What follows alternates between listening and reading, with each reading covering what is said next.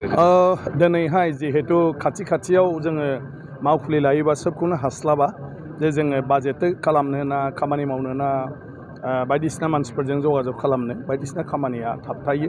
ओंखायनो दानिफ्रायनो जाहाथे गासैबो प्लेनिंफोरखौ खालामनानै खामानि मावलांनो हायो आरो साफ्रोमबो दायित्व थानाय बिबानगिरि बिथांमोना गावबा गाव खामानियाव दानिफ्रायनो मावलांनो हायो।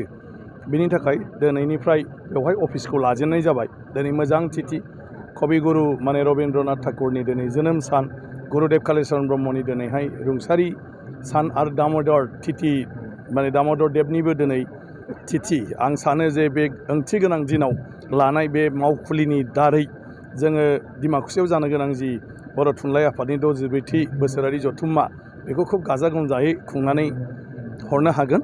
गतिके दिनैनो एसे सावरायनानै लानानै दिनैनिफ्रायनो हाबाया जुरिसिगोन कनफारेन्सनि। बाजेटखौ बेसेबांसो लानाय ना बेखौ दा बाजेट कमिटि बानायनानै होगोन। गतिके दिनै सावरायगोन, बिनि उनाव बिसोरो ड्राफ्ट बानायनानै मा माने बेलायाव माबायदि नांगौ जायो बेखौ नायनानैसो बाजेटखौ उनावहाय फाइनाल खालामनाय जागोन।